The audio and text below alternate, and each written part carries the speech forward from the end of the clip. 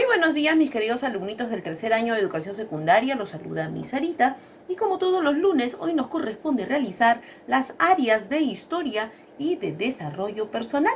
Muy bien, vamos a empezar entonces con el área de historia y ustedes entran ya al tema número 3, que corresponde al primer militarismo, pero vamos a enfocarnos en el tema número 3, que es el primer militarismo, la prosperidad falaz. Recuerden, chicos, que el primer militarismo se divide en 3 etapas: el caudillismo militar, la anarquía militar y la prosperidad falaz.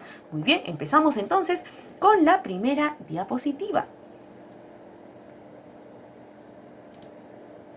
Prosperidad falaz. Del año 1845 hasta el año 1872, este es el periodo donde el Estado peruano recibió grandes ingresos económicos por el comercio del guano y el salitre, pero que no fueron invertidos en impulsar una economía capitalista nacional.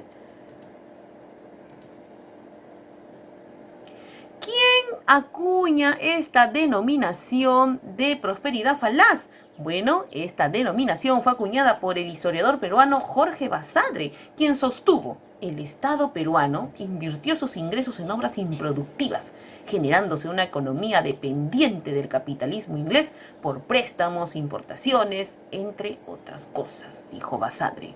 Muy bien, vamos a la siguiente diapositiva. ¿Qué política asumió el Estado peruano? Muy bien, el Estado peruano con el guano, ¿no?, utilizó consignatarios extranjeros, como por ejemplo la Casa Gibbs, ¿sí? Y también tuvo consignatarios nacionales.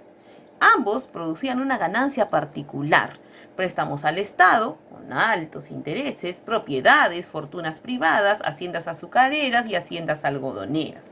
Muy bien, la ganancia estatal se utilizó para obras públicas, ley de consolidación, solventar la burocracia civil militar, ¿no?, comprar ferrocarriles, manumisión de la esclavitud y tributo indígena. ¿Cuáles fueron las causas del atraso económico en el siglo XIX, la prosperidad falaz?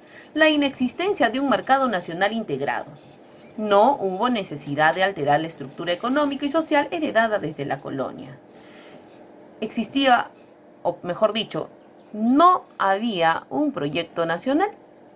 No había también, ¿no?, inexistencia de una población étnicamente homogénea. Muy bien, continuamos. ¿Cómo se vendía el guano? Muy bien, primero por arrendamiento. En el año 1840, siendo presidente Agustín Gamarra, arrendó yacimientos de guano a Francisco Quirós por una cantidad de 1.000 pesos. Luego, la venta directa. En el año 1841, el Estado vende el producto sobre la base de una comisión y de una participación en las utilidades. Muy bien, luego viene la consignación. Durante el gobierno de Castilla, el Estado conserva la propiedad del guano hasta el momento de su venta en el mercado internacional, mientras que el consignatario recibía por su participación una comisión sobre el producto bruto de la venta. Luego viene el monopolio, en el año 1869, donde se firma el contrato Dreyfus para cancelar la deuda externa y eliminar así a los consignatarios. Muy bien. ¿Quiénes fueron los consignatarios? Durante el gobierno de Ramón Castilla, entregó la comercialización del guano a un grupo de consignatarios asociados bajo el nombre de Compañía de Consignatarios Nacionales. Estos comerciantes pasaron a tener control de la venta del guano en el mercado inglés y consiguieron amasar grandes fortunas. Llegaron a ser los hombres más ricos del Perú.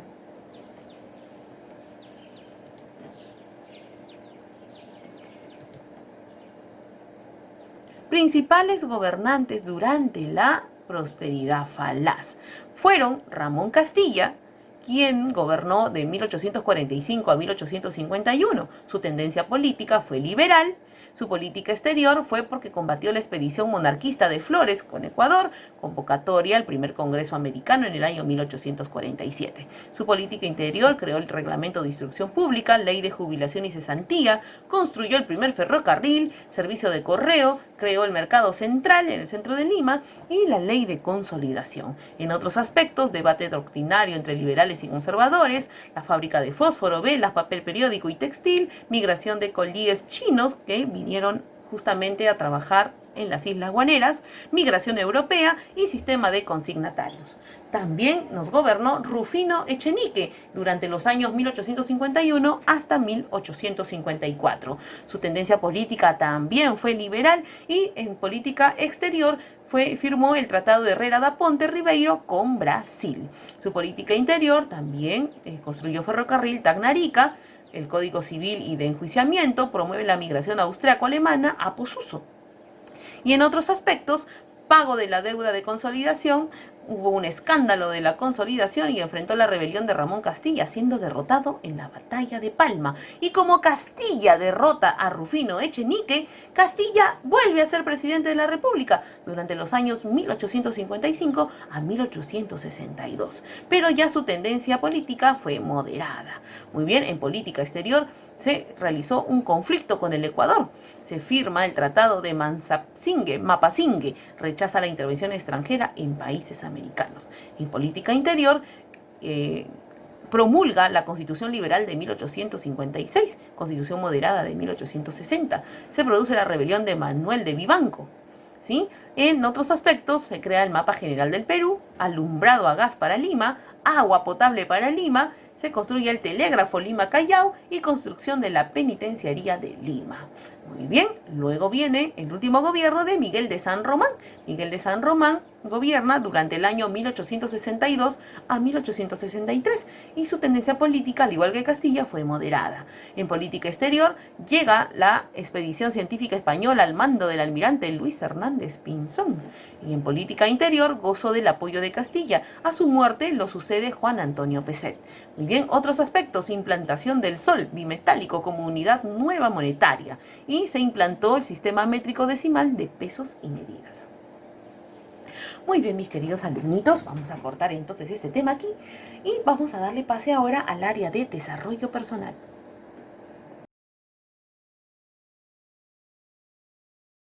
Muy bien, mis queridos alumnitos del tercer año de educación secundaria, vamos a continuar ahora con el área de desarrollo personal. Recuerden que ustedes están todavía en el tema número 2, que es manejo de las emociones y autorregulación personal. Nosotros ya vimos en la clase pasada todo lo referente a las emociones y sus manejos. Así que hoy nos vamos a enfocar a lo que es la autorregulación personal. Muy bien, empezamos entonces con la primera diapositiva y nos dice que la autorregulación se entiende como la capacidad de la persona para dirigir su propia conducta. ¿Sí? Esto suele considerarse que el aprendiz autorregulado lleva a cabo las siguientes actividades. Por ejemplo, formular o asumir metas concretas, próximas y realistas. Planifica su actuación observando su ejecución. Evalúa a la luz de criterios prefijados con el fin de valorar su eficacia para conseguir sus metas. Reacciona dependiendo del grado de ajuste entre las demandas de la meta y la actuación real. Muy bien, continuamos con la siguiente. Aquí. Muy bien, las emociones en la adolescencia. Recuerden que en la adolescencia se experimentan emociones nuevas, lo que para algunos puede ser difícil de manejar, debido a las características personales de cada uno y al tipo de apoyo que recibe de su medio ambiente, por ejemplo, de sus padres, sus hermanos, amigos, profesores y de la comunidad en su conjunto. Muy bien, seguimos. ¿Cómo identificar nuestras emociones? Muy bien, responder adecuadamente a los cambios y emociones por lo que atravesamos depende de muchos factores. Primero es la capacidad para observarnos y relacionarnos con nosotros mismos. Luego, la habilidad para interactuar con los demás. Muy bien, ahora vemos la siguiente diapositiva. Nos dice 5 capacidades para identificación y manejo de las emociones.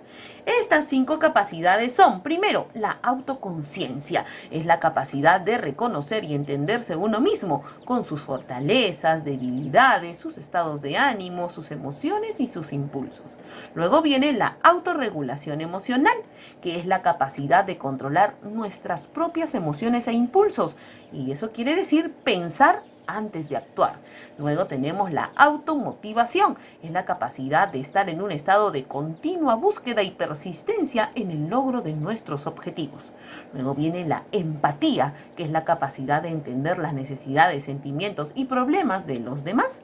Y por último tenemos las habilidades sociales, que es la capacidad de manejar adecuadamente las relaciones con los demás, es decir, saber persuadir positivamente a otros. Muy bien, seguimos. ¿Qué es la autorregulación emocional? Muy bien, es la capacidad que permite mantener el control de ti mismo sin reprimir ni guardar tus emociones. Es como una conversación interna continuada que te libera de ser prisionero de tus emociones. Este diálogo contigo mismo te permitirá sentir emociones de cólera, rabia, alegría o tristeza y a la vez orientarlas de manera que no afecten a tu persona ni a los demás. Proceso complejo de las emociones. Fortalezas y virtudes humanas. Las fortalezas personales son sabiduría y conocimiento, ¿no? Coraje, humildad, justicia, moderación, trascendencia. Muy bien, al lado derecho podemos ver, ¿no?